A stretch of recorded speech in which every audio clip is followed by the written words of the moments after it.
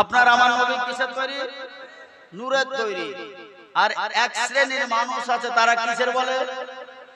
মাটি। ব্রাদার ইসলাম, আজকে সঠিক আকীদা আপনাকে নিয়ে যেতে হবে যে নবী কিসের তৈরি।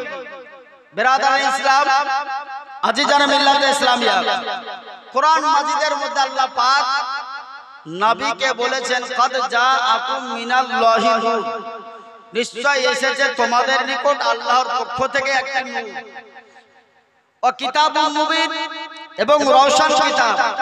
তাহলে আল্লাহর পক্ষ থেকে একটা নূর এসেছে। কোরআন মাজিদের মধ্যে আল্লাহ পাক নবীকে নূর বলেছেন এবং কোরআন মাজিদের মধ্যে আল্লাহ পাক নবীকে মানব বলেছেন।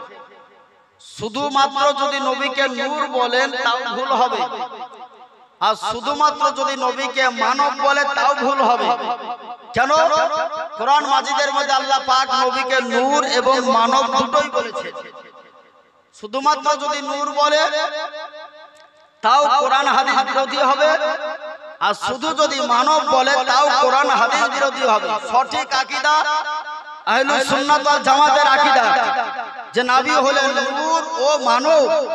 এই নূর ও মানবের সমষ্টিতে, নূর ও মানবের সমন্বয়ে, নূর ও মানবের সংমিশ্রণে আল্লাহ পাক নবীকে অতি মানব করে, মহামানব করে বিশ্ববাসীকে উপহার দিয়েছেন। ব্রাদার ইসলাম, সঠিক আকীদা বুঝতে পারলেন যে নবী হলেন নূর এবং মানব। নূর বলা হয়েছে সূরা মায়দা পারা নম্বর 6 আয়াত নম্বর 15। মানব বলা হয়েছে সূরার নাম সূরা কাহাফ 16 পারা আয়াত নম্বর 110। তাহলে আল্লাহ পাক নবীকে নূর এবং মানব বলেছেন। এই জন্য সারা বিশ্ব জগতে আহলুস সুন্নাত ওয়াল জামাতের আকীদা হলো নবী নূর এবং মানব। ব্রাদার ইসলাম, আজিজানে মিল্লাতে ইসলামিয়া, নবীকে যারা সাধারণ মানব বলে যে নবী হাম জৈসে বাশার হে, জোরে বলো নাউজুবিল্লাহ, নবী আমাদের মতো মানুষ, এটা বলা শরীয়তের বিধানে। কোরআন মাজিদ আপনি উঠিয়ে দেখুন, হযরতে মুসা পয়গম্বরকে একদল উম্মত তিনার উপর ঈমান এনেছিলেন, অপর দল মুসা পয়গম্বরকে অস্বীকার করেছিল। এই রকম নূহ পয়গম্বরের জামানায় একদল ঈমান এনেছিল, অপর দল অবিশ্বাস করেছিল। এই রকম সমস্ত নবীদের জামানায় একদল নবীর হয়েছে আর একদল শয়তানের হয়েছে। তো যারাই শয়তানের হয়েছিল তারাই বলেছিল যে নবী হাম জৈসে বাশার হে।